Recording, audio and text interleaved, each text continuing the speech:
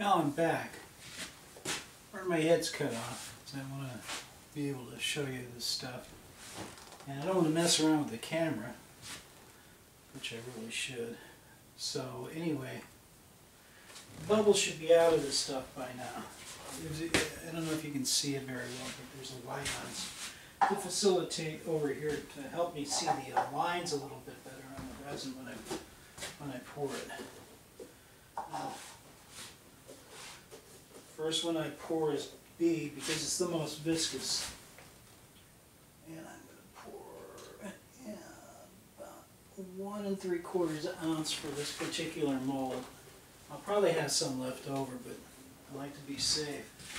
And now that I do the rock thing, it just doesn't matter too much that I've got a little bit left over because I can always take those rocks and sell them.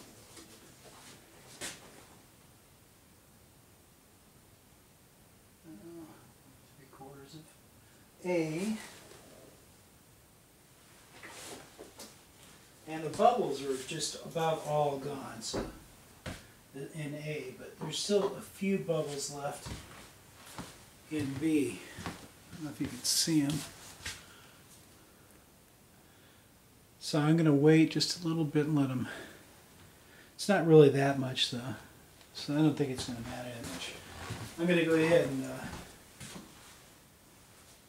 mix this up. Now, I just use any old stick that's clean. It's got to be clean. Now, as you can see, I can use it over and over again. I get this little buildup. But this buildup's kind of good because what it does is it makes it a spoon shape and helps facilitate the stirring just a little bit better. So I kind of clean off any loose pieces because they'll block the vents and stuff. And I pour part B in first.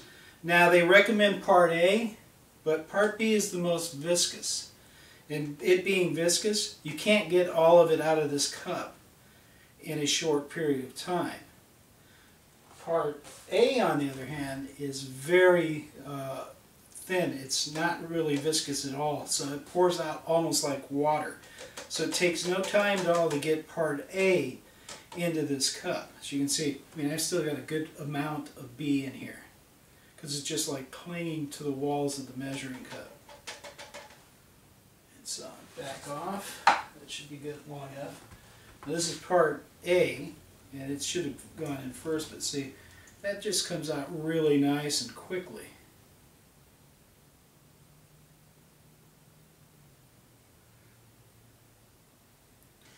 And you'll want to really do this because otherwise you end up at the end of the part, when part B runs out, you end up with a little bit of part A left over and nothing to do with it. 1,000, 2, 1,000, 3, 1,000, 4, 1,000, 5, 1,000, 6, 1,000, 7, 1,000, 8, 1,000, 9, 1,000, 10, 1,000. Okay, that's done. Put it in a little cup so it doesn't get everywhere.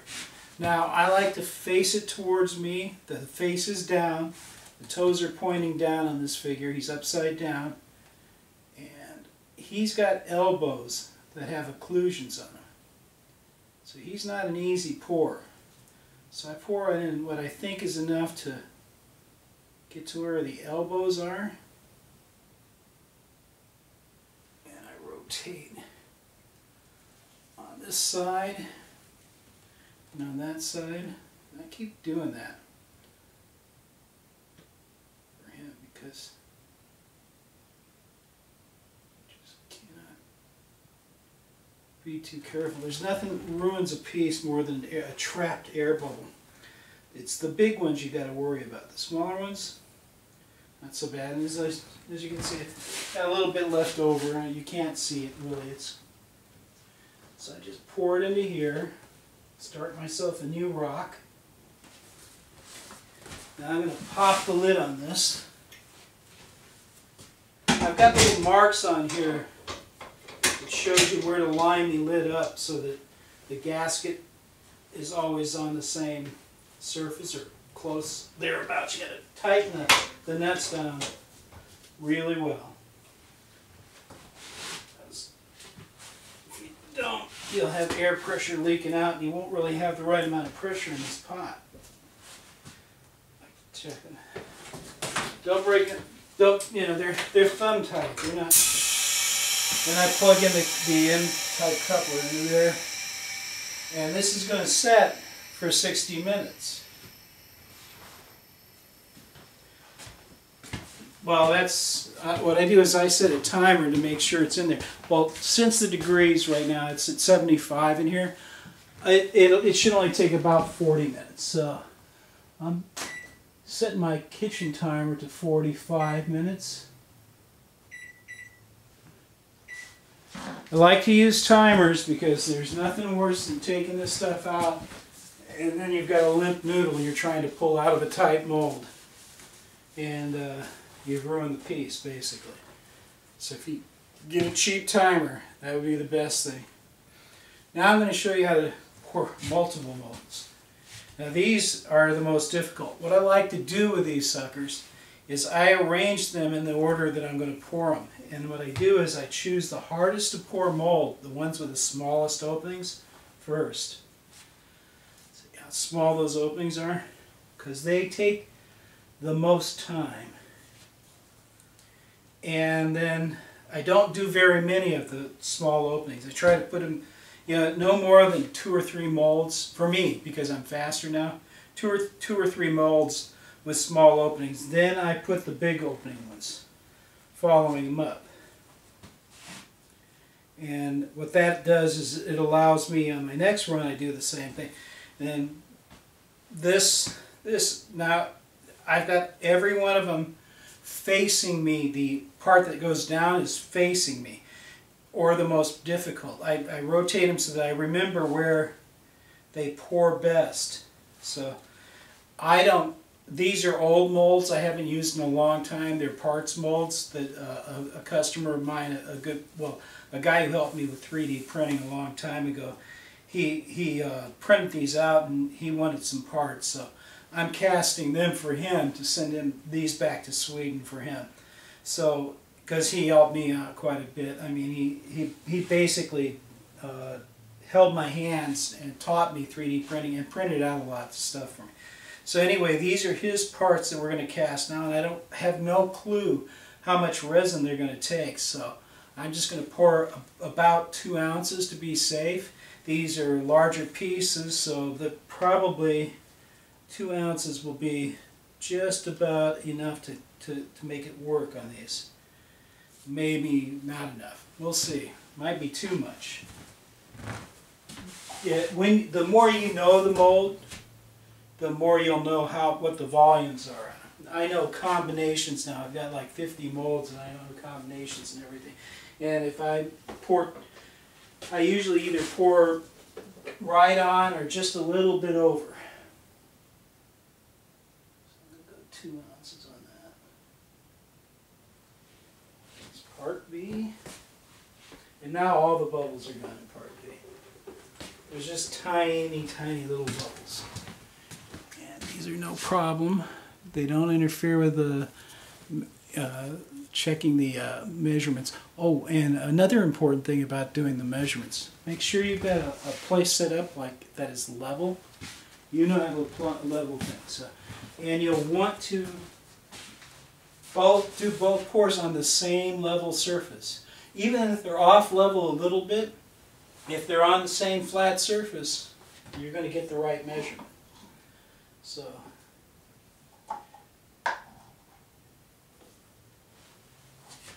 2 in that, and we're going to do, whoa.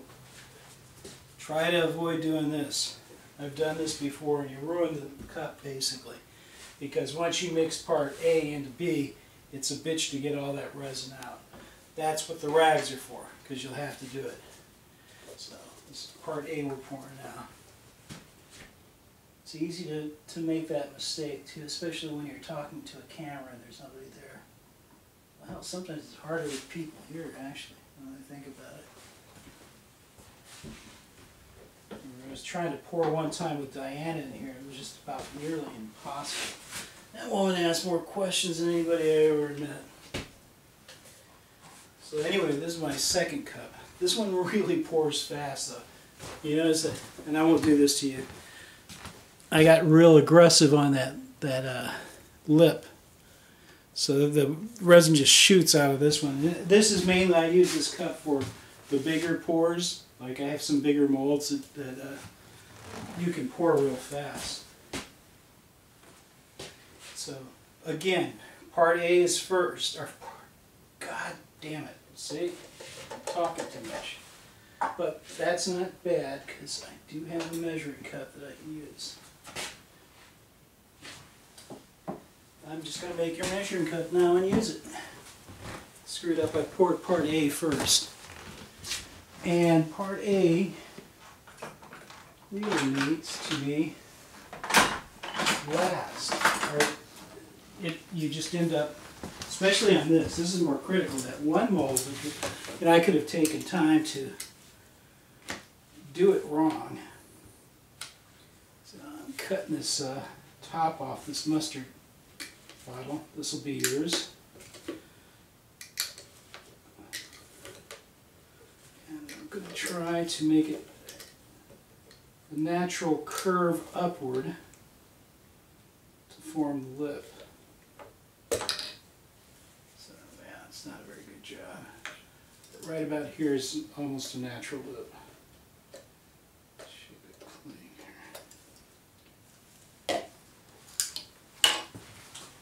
Get to learn how to do. I kind of keep these because I never know when I'm going to need like a small funnel or something like that. Believe me, you never know. So I'm off to the side at a camera angle here because I've got my hot gun over here. Let me turn the camera and I'll show you what I'm doing.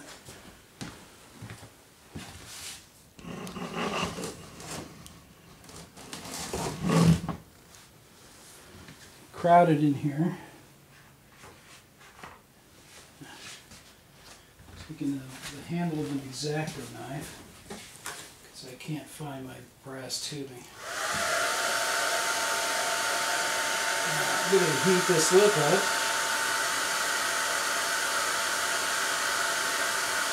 I actually learned how to do this from, I don't know if you remember many of the customers at Dad's donut shop in Peoria, but there was a one customer there his name was Guy. He used to have a scooter.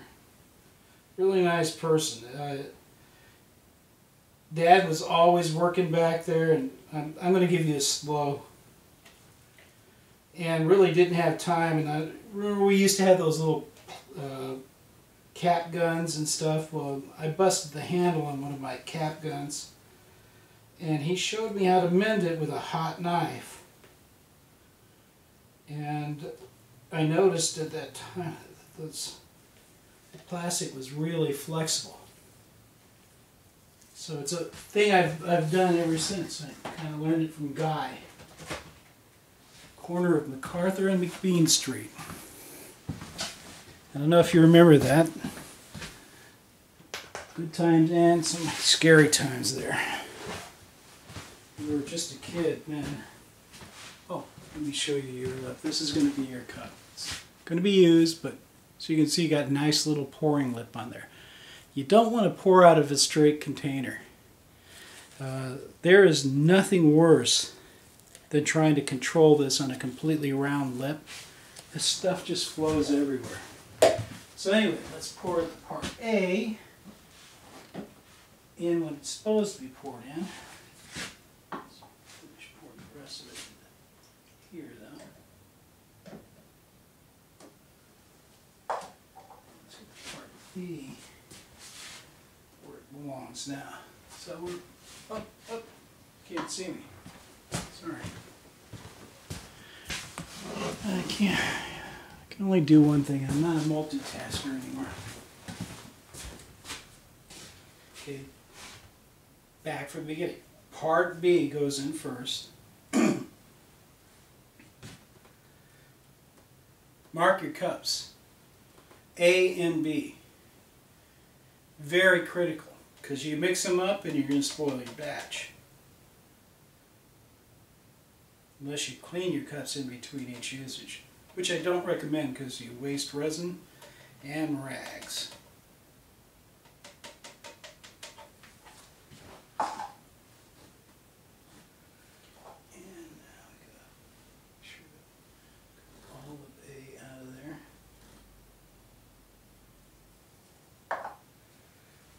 part A.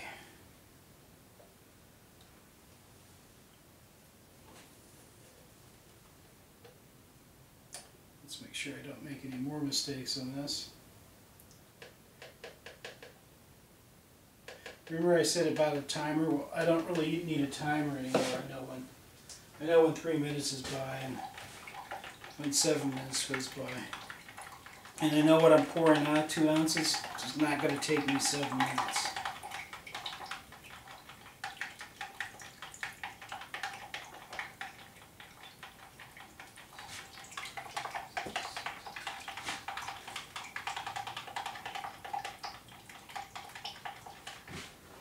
When you've got a lot of resin in your cup, when you're doing a big pour, you'll want to swirl it around as you pour.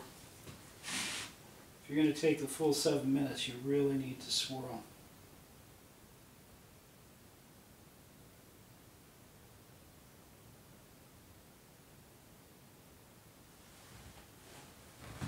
Oh, great. Was not prepared. You don't have much time to do these, so make sure you have everything set up before you start pouring.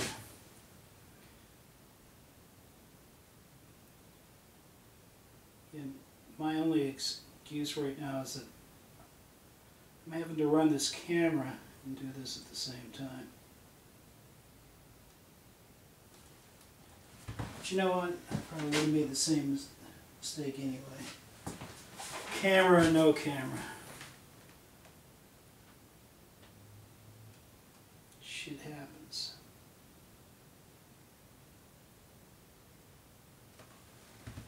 Some days I wake up and I just got it down. I know what I got to cast. I know what has to be set up. I set it all up perfectly.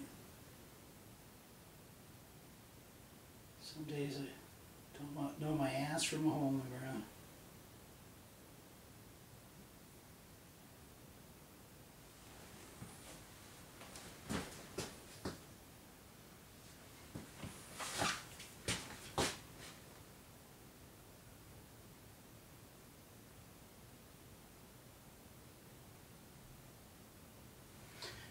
I really don't know these molds that well, so I'm kind of like spinning them around just to make sure. You got to get to know your mold. And I forgot to turn on the ventilation system here too.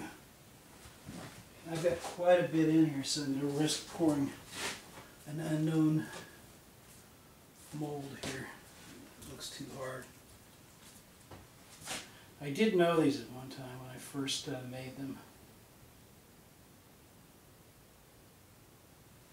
Shit, that's a bit of time. And I'm running out of time. You can also tell when you're running out of time is when this stuff starts to gel, it gets warm in your hands. You start feeling it warm up right in front of you. Then you know you've got to get it into the pot.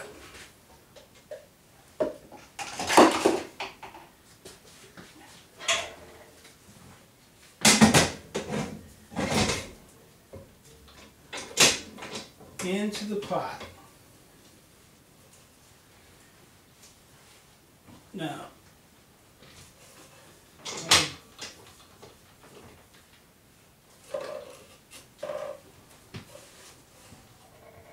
since I'm doing two,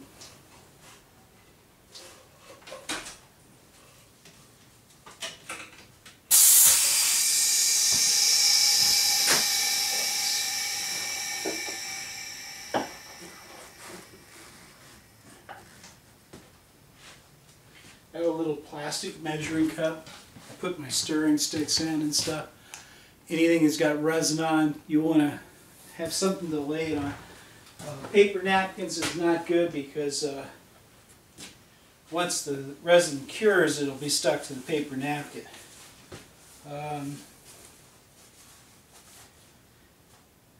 Cling wrap isn't too bad.